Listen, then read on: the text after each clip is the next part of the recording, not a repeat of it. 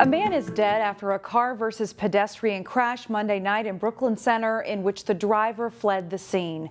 Brooklyn Center police say the incident happened just before 10 on the 6600 block of DuPont Avenue North. When officers arrived, police say they found a man lying in the middle of the road and unconscious. He was pronounced dead at the scene. A short time later, police found the vehicle believed to be involved in the crash in Brooklyn Center. However, police have not yet located the driver. The victim's identity has also not been released. Brooklyn Park Police, meanwhile, arrested 3 people Tuesday morning, all linked to a pair of vehicle thefts. In one of the cases, police took in a report of someone stealing a Hyundai Elantra at the Willows apartment complex. Then police say responding officers spotted that vehicle at another apartment complex close by. According to police, the driver got out and ran, dropping a handgun. A second suspect then hopped into the driver's seat and attempted to pull away, but she was stopped and arrested. As police searched for the driver who ran away, they spotted another vehicle driving at a high rate of speed. This very clearly was trying to get out of the area. The officer was alerted to that, tried to stop that vehicle, and the vehicle fled. It turns out that vehicle, a Ford Fusion, was stolen too. In that case, police say the driver intentionally rammed into a Brooklyn Park police vehicle. The officers were not seriously hurt. Brooklyn Park police used a pit maneuver to arrest the suspect, who turned out to be a male juvenile. Charges in both cases are pending. Those cases serve as a reminder for what police say is an alarming and unusual number of vehicle thefts in recent weeks.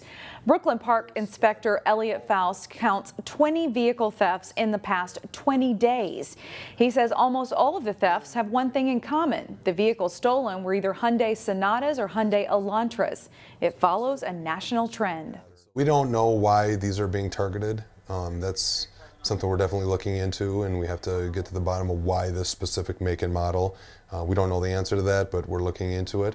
Police say there are some things you can do to guard against this type of theft.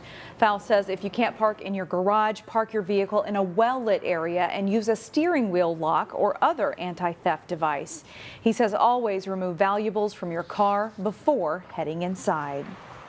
The Golden Valley Police Department is bringing in additional resources to help solve crimes. The department is currently down 9 officers, but the city is budgeted for 31. In August, the city council approved the hire of a private firm to help pick up some of the slack. The firm, Bloomington-based Belcom Incorporated, is made up of former Minneapolis police detectives. It will assist Golden Valley's investigation division with active and cold criminal cases. The Golden Valley Police Chief says the staffing situation is not critical, but says the extra support is needed to make sure cases don't fall through the cracks. I think there's a group of at least 4 or 5, maybe 6 of them. You're talking probably over 200 years of investigative experience, and so that's very valuable. No word on how long the company will assist Golden Valley Police. Local dignitaries and mental health professionals gathered Tuesday to celebrate a large expansion along Highway 610 in Brooklyn Park. Prairie Care broke ground on a new youth hospital expansion in northern Brooklyn Park on Tuesday. The 30,000-foot expansion will add another 30 inpatient beds, allowing the company to care for nearly 3,500 youth each year. And there are a lot of kids who are finding themselves stuck in hospitals and emergency rooms, even in county administration buildings, who need to be in a safe therapeutic environment, and beds haven't been available. This expansion is going to allow us to not only care for more individuals, but get them into the treatment they need sooner and hopefully help the whole family unit heal. The Minnesota legislature passed legislation in June of last year that waived the hospital bed moratorium and public interest review process for hospitals to add both mental health and substance abuse disorder beds. You won't have much longer to worry about mosquitoes with cooler temperatures right around the corner. But as Delane Cleveland reports, work is happening right now to help control next year's mosquito population. On Minnesota's many bodies of water, you'll find cattails. And this time of year, where there's cattails, there's generally going to be mosquito larvae. They'll lay their eggs in, the most propitious spot for them to survive the winter and such, typically where there's water. Tony Anderson is a technician with the Metropolitan Mosquito Control District. Water in there. It's his job to scrape the bottom of the cattail roots and find mosquito larvae. We're trying to go down to where we're kind of getting the bottom of the stalk, and we come right up the stalk if he finds any mosquito control plans go into place. At the Crystal Airport, crews fill a helicopter with a substance specifically designed to kill mosquito larvae. This is an operation that we do every year, every fall. We try to get in a large chunk of our cattail acreage flown. So that's just wetlands around the district that are in particular breeding for cattail mosquito larvae.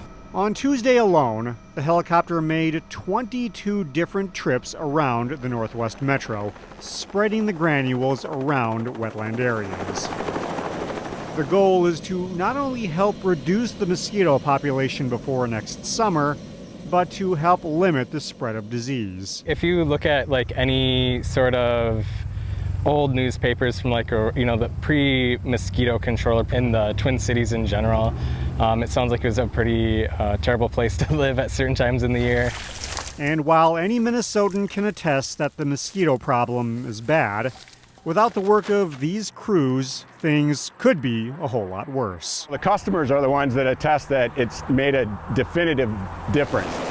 In Crystal, Delane Cleveland, CCX News. Hennepin Technical College is celebrating 50 years this year. The school is commemorating the event by planting something for the future.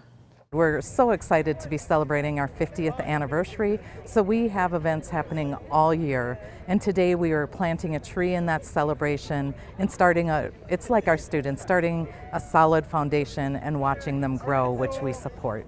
Hennepin Technical College planted a tree near the cafeteria in honor of its 50th anniversary. The school's landscaping, horticulture, and urban forestry academic program facilitated the tree planting.